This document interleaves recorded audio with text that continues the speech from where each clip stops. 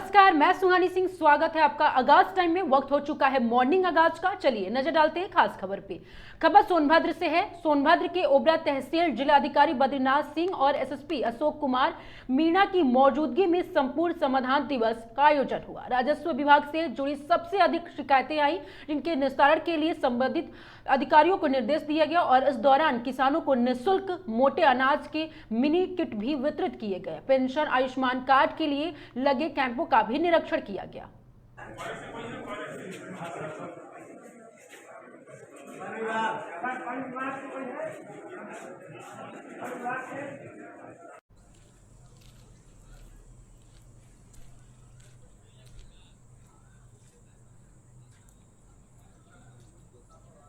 खबर लखनऊ से। लखनऊ के में प्रेस वार्ता करते हुए यूपी कांग्रेस पिछड़ा वर्ग विभाग के अध्यक्ष मनोज यादव ने बताया कि 25 जुलाई को दिल्ली के ताल कटोरा स्टेडियम में ओबीसी नेतृत्व भागीदारी न्याय महासम्मेलन आयोजित होगा। इसमें खड़गे और राहुल गांधी शामिल होंगे। उन्होंने बीजेपी आरएसएस शासन पर सामाजिक, आर्थिक और शैक्षणिक असमानता बढ़ाने का आरोप लगाते हुए कहा कि स्कूल का मर्जर बहुजन बच्चों को शिक्षा से वंचित कराने की साजिश है।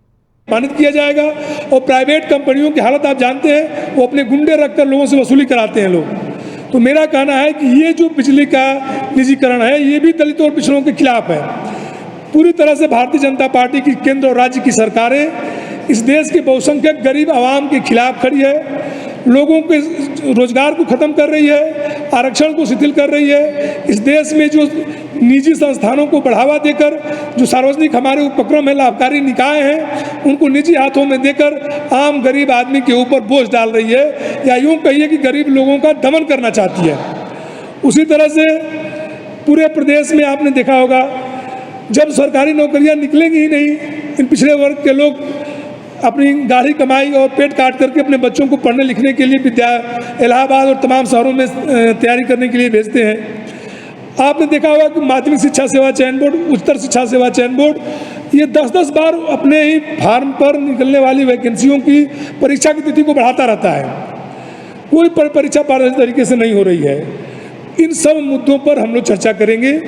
25 तारीख को हमारे राष्ट्रीय अध्यक्ष डॉक्टर अनिल जैन जी ने देश के विभिन्न हिस्सों में घूम घूम कर कांग्रेस पार्टी के पिछड़े वर्ग के सभी नेताओं को, चाहे वो ब्लॉक स्तर का नेता हो, चाहे वो जिले स्तर का नेता हो, विधायक हो, सांसद हो, मंत्री हो, सभी लोगों की एक बैठक बुलाई गई है।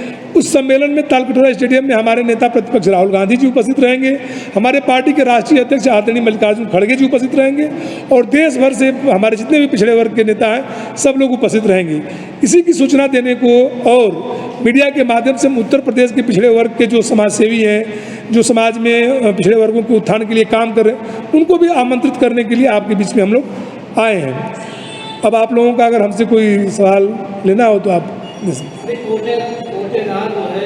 उनकी मांगे नहीं मांगी जा रही है, उनकी हसनगंज में उन्होंने प्रदर्शन किया, उनकी बिल्कुल 70% दिया जा रहा है मांगों को लेकर के। उनका कहना मतलब है जैसे और भी निगम हमारे जिलों में है, उस तरह हम लोग साथ क्यों नहीं हो रहा है? ऐसे सरकार उनको जो है दबाने की कोशिश कर रही है। देखिए, सरकार अलोकतांत्रिक ढंग से पूरे प्रदेश में कोई भी आवाज़ जो अपने अधिकार के लिए, अपने हक के लिए उठाता है, उसको ये दमन करने का प्रयास कर रही है।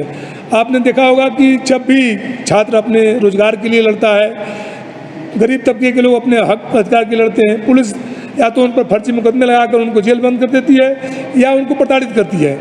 इस पूरे भारतीय जनता पार्टी के शासनकाल में जो पूरी लोकतंत्र है, उसकी धज्जियाँ उड़ाई जा रही हैं। जैसे कि आपने देखा होगा कि कोई भी आंदोलन लखनऊ के अंदर हो या प्रदेश के किसी कोने में हो, तमाम फर्जी खबरें चलाने लगती है भाजपा का मीडिया सेल। जो यहाँ पर न्याय के लिए, मैं इधर विगत के पिछले 1 महीने के अंदर मैं 4-5 जिले में गया जहाँ पर पिछड़े वर्ग के लोगों की हत्याएं हुई। मैं एक पाल बिरादरी की बेटी के साथ बलात्कार हुआ, कौशाम्बी, वहाँ गया। फतेहपुर में एक क्या कहते हैं, एक पिछड़े वर्ग की बच्चे के साथ वो वहाँ भी मैं गया, पीट के हत्या करती, पालपुर बिरादरी के थे। अभी मैं एक सुल्तानपुर में मैं गया था। है कि जो पीड़ित है वही प्रताड़ित है, और जो प्रताड़ित करने वाला है उसी के पक्ष में सरकार है। तो पूरा उत्तर प्रदेश में एक तरह से आप कहिए जंगल राज की स्थिति है, कानून व्यवस्था ध्वस्त है, गरीबों के अधिकार को जो लड़ने वाले लोग हैं उनकी लगातार हत्याएं हो रही हैं। इवन मीडिया कर्मी भी जो सच्चाई को दिखाता है उसके ऊपर भी फर्जी मुकदमे ये लोग करते हैं। खबर मुरादाबाद से मुरादाबाद के सिविल लाइन थाना क्षेत्र में चाइनीज मांझे से 2 युवक घायल हो गए। रवि तिवारी की गर्दन कट गई जबकि अनिरुद्ध अरोड़ा की उंगली गहराई से जख्मी हो गई है। घटना अंबेडकर पार्क के पास की है। रवि ने थाने में तहरीर देकर चाइनीज मांझे पर कार्रवाई करने की मांग की है। साथ क्या घटना हुई है चाइनीज मांझे से रिलेटेड? कल मैं मुरादाबाद सिटी में था और अपने घर जा रहा था, लौटते हुए वर्किंग निपटा के तो एक चाइनीज़ मांझा आके मेरी गर्दन में हिला दिया। तो हेलमेट पहना था तो थोड़ा सा सेफ हो गया, तो मैंने एकदम उंगली अड़ा दी यहाँ पे, तो ये अंगूठा मेरा कट गया क्योंकि हाँ चाइनीज़ मांझे की वजह से। तो मैंने तुरंत मांझा हटा के फिर मैं आके निकला। कब की घटना है ये कल की है, एकदम शाम की। इसकी कोई कंप्लेंट वगैरह आपने? कंप्लेंट मैंने कुछ नहीं करी, घर पे ही मैंने थोड़ा सा इसमें जो है ट्रीटमेंट ले लिया था, एंटीबायोटिक के साथ करके और एंटीबायोटिक मेडिसिन खा ली। चाइनीज मांझा बैन है लेकिन उसके बाद भी ऐसी घटनाएं आ रही हैं। देखिए ये तो प्रशासन को देखना चाहिए कि इस तरीके की घटनाएं बार बार हो रही हैं और इतनी, ये तो चलिए थोड़ी एक माइनर इंजरी है, उसके बाद भी कोई बड़ी घटना हो जाएगी तो इसकी जिम्मेदारी तो प्रशासन की बनती है इसमें।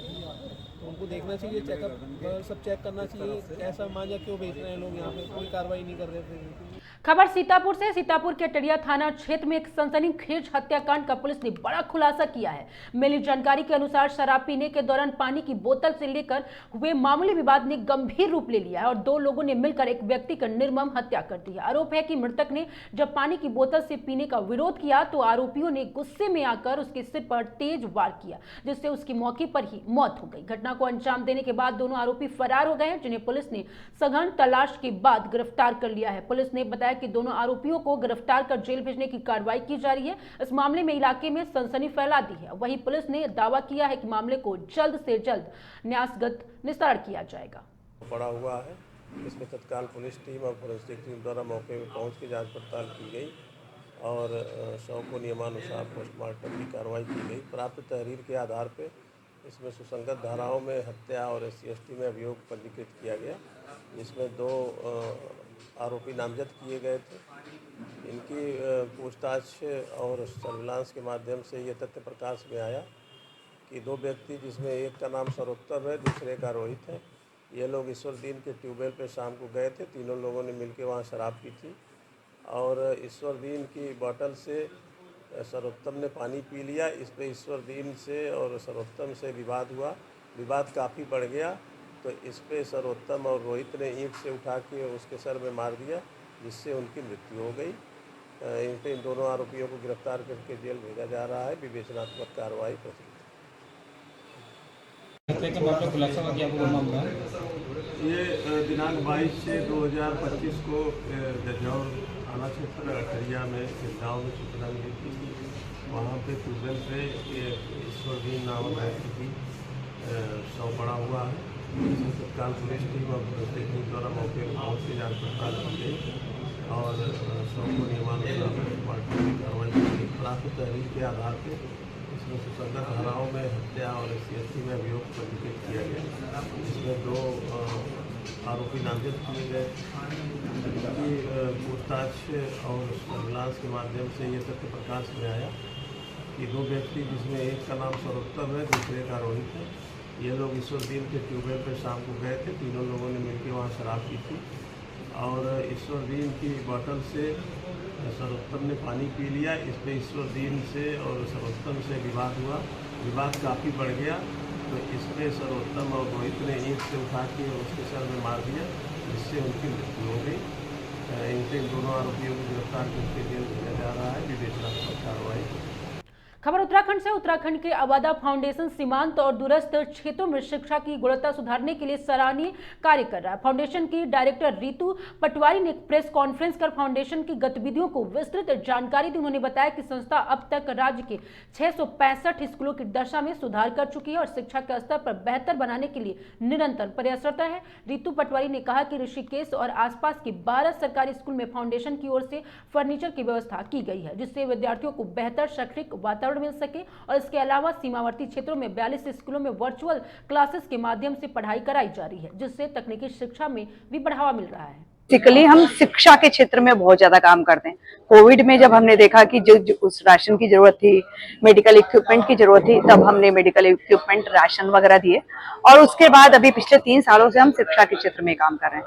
हमारी उत्तराखंड के बॉर्डरिंग एरिया में जहाँ पर ज्योग्राफिकल सिचुएशन थोड़ी सी टफ है, वहाँ पर वर्चुअल क्लासेस चल रही है इसके लिए हम प्लैनेट स्कूल के साथ मिलकर काम कर रहे हैं और 366 स्कूल्स में हमारे जो है अपग्रेडेशन, रेनोवेशन, डिजिटल लर्निंग और भी कई योजनाएं चल रही हैं और अगले 3 सालों तक का हमारा प्लान है कि हम और भी देश को आगे बढ़ाएंगे, उत्तराखंड में और भी काम करेंगे, शिक्षा के क्षेत्र में जितना भी हो सकेगा उतना करेंगे। किस तरीके के स्कूलों की जो आप सेवा करते हैं और क्या क्या आपने किया है?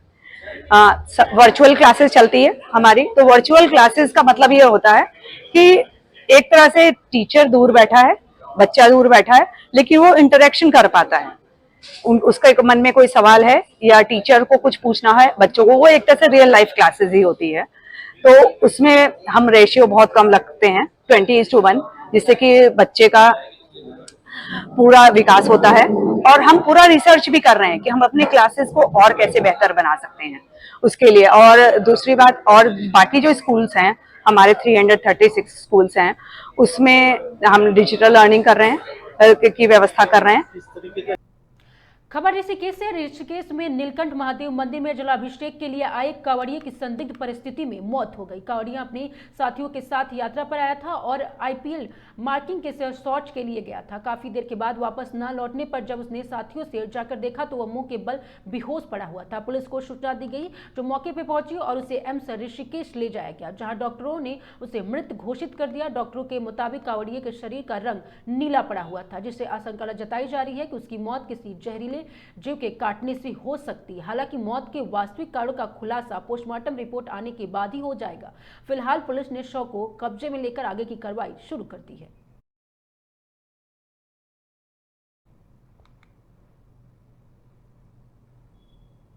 खबर हरिद्वार से। हरिद्वार के श्रावण मास में भोलेनाथ के भक्तों की सेवा में जुटे नोएडा निवासी राम अवतार पिछले 18 वर्षों से मोहम्मदपुर जट गांव के शिव मंदिर में विशाल भंडारे का आयोजन कर रहे हैं। 11 जुलाई 2022 जुलाई तक चलने वाले भंडारा कांवड़ियों के लिए समर्पित है। राम अवतार का मानना है कि सेवा भाव से सबसे बड़ा धर्म और कुछ नहीं होता है और वो हर साल सावन में अपने काम से समय निकालकर यहाँ शिव भक्तों की सेवा में लग जाते हैं।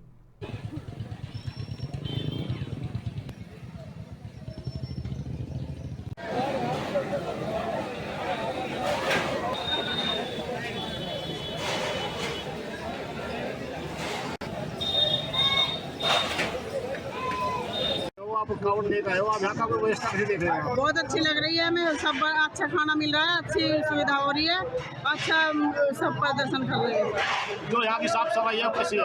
बहुत अच्छी लग रही है, सब साफ सफाई बहुत अच्छी हो रही है। कोई दिक्कत परेशानी यहाँ नहीं है? नहीं, कोई परेशानी नहीं है। चाय पी की, रहने की, खाने की सब सही है।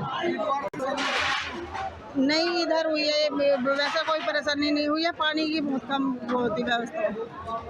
धर्माव सेवा समिति है, नोएडा शहर स्टेट है और ये 17 साल से 18 साल से भंडारा लगातार चलता रहा सबके सहयोग से। और इसमें कई प्रकार के अलग अलग व्यंजन बनते हैं, जो कि हर दिन चेंज होता है भंडारे में। कभी हलवा हो गया, कभी आपके खीर हो गई है, मीठे में ये देते हैं। व्रत वालों के लिए आलू हो गए, केले हो गए, पेठा हो गए, ये प्रतिदिन चेंज होता है। कितनी दिन से सेवा कर रहे हैं आप ये भंडारे की? हम 15-16 साल से लगातार आ रहे हैं यहाँ पर। आप रहने वाले कहाँ के हो? हम नोएडा के। ये क्या आप नोएडा सेवा से आए हो? नोएडा से आते हैं। यहाँ का सेटअप? हाँ, ये भी सही से होता है, सब लोग सहयोग से भंडारा चलता है, सभी लोग। पर डे कितने लोग आते हैं यहाँ से? 10 से 15 हज़ार पर डे आते हैं आदमी, जो पब्लिक आती है। सुबह शाम से, सुबह चालू हो जाता है 7 बजे से रात के 12 बजे तक चलता है कंटिन्यू। खबर मुरादाबाद से। मुरादाबाद की कड़ी सेना के राष्ट्रीय उपाध्यक्ष योगेंद्र राणा ने सपा सांसद इकरा हसन को लेकर दिया गया आपत्तिजनक बयान को सोशल मीडिया पर वायरल हो गया है, जिससे राजनीतिक और सामाजिक हलकों में भारी नाराजगी फैल गई है। वीडियो में राणा ने विवाह का प्रस्ताव रखते हुए अभद्र भाषा का इस्तेमाल किया है, जिस पर सांसद रुचि वीरा सहित कई नेताओं ने कड़ा विरोध जताया है। बयान में महिलाओं को अपमान भी बताया जा रहा है। बिस्मिल्लाहिर्रहमानिर्रहीम। मैं ठाकुर योगेंद्र सिंह राणा, एडवोकेट, वल्द, स्वर्गीय श्री पृथ्वी सिंह, इकरा हसन माननीय सांसद कैराना, वल्द मरहूम मुनव्वर हसन साहब से निकाह कबूल फरमाता हूँ। वो भी कबूल करें, वो मुस्लिम धर्म अपनाए रखें, मेरे घर में नमाज़ पढ़ सकती हैं, मुझे कोई एतराज़ नहीं है। और बशर्ते मैंने अपनी शर्तें रखी हैं कि अकबरुद्दीन ओवैसी साहब और असदुद्दीन ओवैसी साहब मुझे जीजा कहकर बुलाएंगे और मैं हिंदू ही रहूँगा, ऐसे ही टीका लगाऊंगा, क्योंकि हमें यही साथ रहना है, हिंदू मुस्लिम भाई भाई। तो मुझे ये निकाह खबर महोबा से। महोबा के श्रीनगर सामुदायिक स्वास्थ्य केंद्र में मरीजों की सेवा छोड़कर फिल्मी गानों पर थिरकते स्वास्थ्य कर्मियों का वीडियो वायरल होने के बाद स्वास्थ्य विभाग में हड़कंप मच गया है। वीडियो में अस्पताल का दरवाजा बंद कर साउंड बॉक्स पर बॉलीवुड गाने की धुन पर डांस करते हुए 2 डॉक्टर समेत कुल 7 स्वास्थ्यकर्मी नजर आए। मामला सामने आते ही मुख्य चिकित्सा अधिकारी डॉक्टर आशा राम ने सभी को तत्काल प्रभाव से अन्य स्वास्थ्य केंद्रों में अटैच कर दिया है। साथ ही अनुशासनहीनता के इस गंभीर मामले की जांच के लिए 3 सदस्यीय समिति भी गठित की गई है, जिसकी रिपोर्ट जल्द सौंपने जाने की बात कही जा रही है। काम बढ़ गया, उनके लिए भी समस्या हो गई।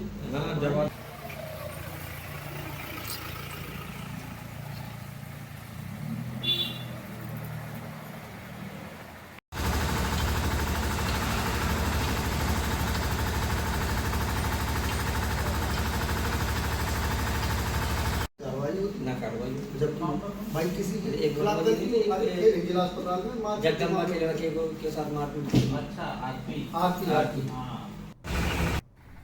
खबर महोबा से। महोबा में राज्य मंत्री रामकेश निसार शनिवार को 1 दिवसीय दौरे पर महोबा पहुंचे, जहां उन्होंने बीते दिनों मूसलाधार बारिश के प्रभावित ग्रामीण इलाकों का निरीक्षण किया।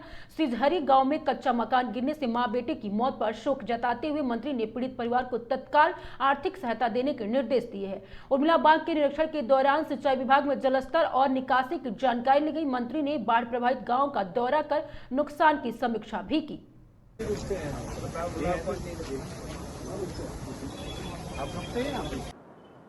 आज महोबा जनपद में जो अतिवृष्टि अधिक वर्षा हुई है, उससे लोगों के घरों को क्षति पहुंची है और तमाम जगह अपने जो तालाब सरोवर हैं वहां से ओवरफ्लो होकर के पानी गांव में जाने की सूचना मिली थी। निश्चित रूप से उस सिजहरी गांव में जाकर के हमने देखा है कि गांव में अतिवृष्टि से करीबन आधा दर्जन लोगों के घर क्षतिग्रस्त हुए हैं। उसमें से कुछ लोगों के घरों में छत वगैरह गिर गई हैं और कुछ 4 या 5 आदमी दब जाने से उसमें 2 व्यक्तियों की मृत्यु होना की जानकारी हुई। मौके पर पहुंचे, उनके परिजनों से मिले और लोगों से मिल कर के उनको सांत्वना दिया। सांत्वना के साथ में जो अधिकारी साथ में गए थे, त्वरित रूप से उनको आर्थिक सहायता मुहैया कराने के लिए निर्देश दिए गए और लगभग पूरे जनपद महोबा ही नहीं, पूरे बुंदेलखंड में जो अतिवृष्टि हो रही है उसको लेकर के सभी जिले के जिलाधिकारियों सहित सभी अधिकारियों को निर्देशित किया गया है कि इस अतिवृष्टि में जहां भी क्षति हो रही है उनको राहत आपदा कोष से तत्काल राहत राशि मुहैया करा करके उनको खाद्य और अन्य सामग्री उपलब्ध करा करके हर हालत में उनके साथ जिस तरह से सरकार अतिवृष्टि और बाढ़ पीड़ितों के साथ में खड़ी है, निश्चित रूप से पूरी सांत्वना के साथ में उनके साथ में सारे लोग, सरकार और अधिकारी प्रत्येक क्षेत्र में जहां क्षति हुई है वहां का सर्वे करा करके रिपोर्ट प्रस्तुत करेंगे और उन लोगों को आर्थिक सहायता मुहैया कराई जाएगी।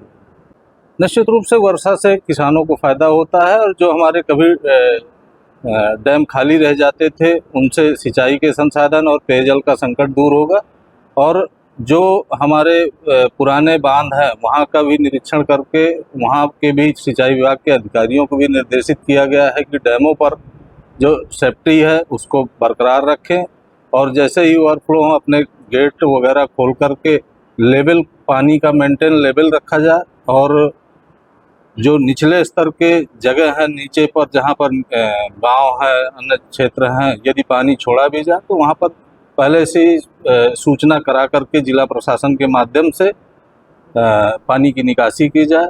ऐसी व्यवस्था की गई है कि लोगों को साल भर के लिए सिंचाई का और पेयजल का पानी यहाँ खबर ऋषिकेश से। ऋषिकेश में कांवड़ यात्रा को देखते हुए ड्रग विभाग ने डोईवाला से ऋषिकेश तक 15 मेडिकल स्टोरों पर अचानक छापेमारी की। इस दौरान 2 दुकान में जॉली ग्रांट स्थित माही मेडिकल्स और एम्स रोड स्थित पावर मेडिकल स्टोर का फार्मिस्ट नाम मिलने और स्टोर की हालत खराब मिलने पर सील कर दिया गया। दोनों के लाइसेंस सुनिश्चितीकरण की संस्तुति पे की गई है। बाकी दुकानों को कमियां सुधारने के निर्देश दिए गए हैं।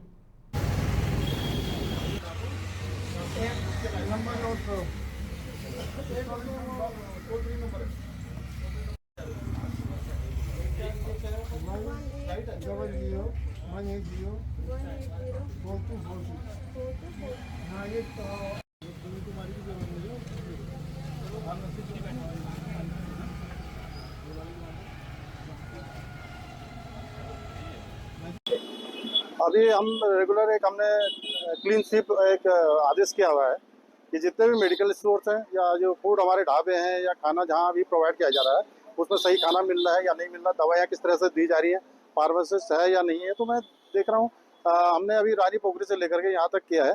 तो जिन जिन दुकानों में फार्मासिस्ट नहीं उपलब्ध है उनको सबको शोकॉज करके उनके लाइसेंस कैंसिल कर दिए जाएंगे। और जितने भी ये फूड वाले हैं उनको आदेशित किया गया है, फूड इंस्पेक्टर को भी, डीओज को भी, कि वो रेगुलर मॉनिटरिंग करें और जो सही खाना जो है कावड़ ही नहीं बल्कि हमारे यहाँ, क्योंकि आपको पता है फ्लोटिंग पॉपुलेशन ज़्यादा है, वो आती है तो सभी को सुरक्षित और सही खाना उपलब्ध हो, इसके लिए हम प्रतिबद्ध हैं। इसीलिए आज एक रेगुलर हम ये मॉनिटरिंग करते रहेंगे। खबर ऋषिकेश से। ऋषिकेश के गुरुपूर्णा से परमार्थ निकेतन द्वारा बाघखाला राजाजी नेशनल पार्क क्षेत्र में शिव भक्तों के लिए निःशुल्क चिकित्सा शिविर का आयोजन किया गया। स्वामी चिंतानंद सरस्वती के मार्गदर्शन में चल रहे इस शिविर में प्रतिदिन 14 घंटे सेवा दी जा रही है। लगभग 18 से 20 डॉक्टरों ने, नर्सों और समाज सेवा की टीम रोजाना 3 से 5 हजार श्रद्धालुओं को उपचार दे रही है। स्वामी चिंतानंद ने शिविर के दौरा कर सेवकों का उत्साह बढ़ाया और श्रद्धालुओं से यात्रा में अनुशासन, स्वच्छता और सेवा का अपनाने का आह्वान किया है।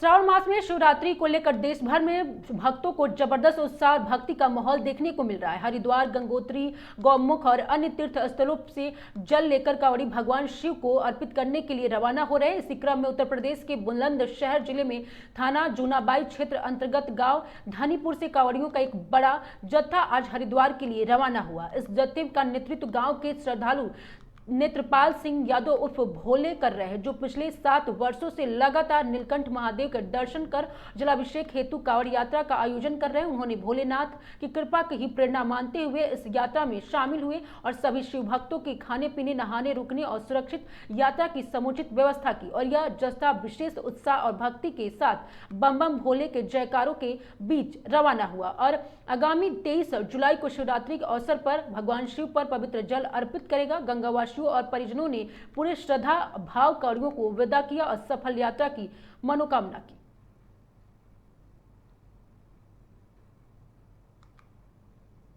बिहार में विशेष गहन पुनरीक्षण 2025 अभियान के तहत प्रवासी मतदाताओं को ऑनलाइन गणना पत्र भरने की सुविधा दी गई है। संयुक्त मुख्य निर्वाचन अधिकारी विनय कुमार पाठक ने बताया कि जो मतदाता अस्थायी रूप से बिहार से बाहर हैं वो वोट पोर्टल या ई-सीनेट ऐप जरिए 25 जुलाई तक ऑनलाइन आवेदन कर सकते हैं। इसके अलावा भी प्री फिल्ड फॉर्म डाउनलोड कर हस्ताक्षरित प्रति व्हाट्सएप, ईमेल या परिवार के सदस्य के माध्यम से बीएलओ को भेजी जा सकती है। पहचान के लिए सरकारी कर्मचारी पहचान पत्र, पेंशन, पीपीओ जैसे दस्तावेज मान्य होंगे।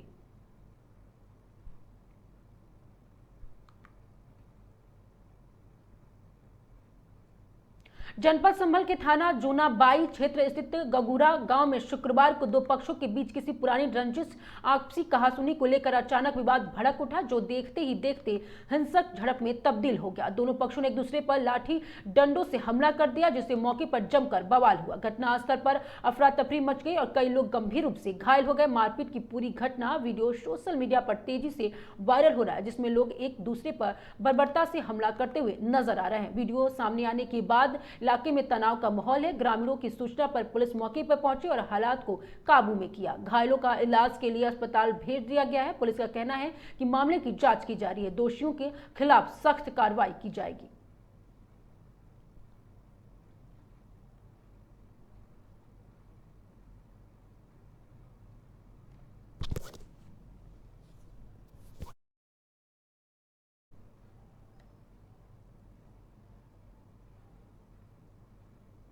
खबर लखनऊ से। लखनऊ में नगर निगम लखनऊ द्वारा पालतू कुत्तों के लिए लाइसेंस चेकिंग अभियान चलाया गया है। यह अभियान नगर आयुक्त गौरव कुमार के निर्देश पर पशु कल्याण अधिकारी डॉक्टर अभिनव वर्मा नेतृत्व में प्रातः 6:30 बजे जोन 4 के लोहिया पार्क, विराट खंड, विशाल खंड, 10 नंबर चौराहा समेत अन्य इलाकों में चलाया गया। अभियान में परिवर्तन दल एवं डॉग कैचिंग स्क्वाड के 7 कर्मचारी सम्मिलित रहे।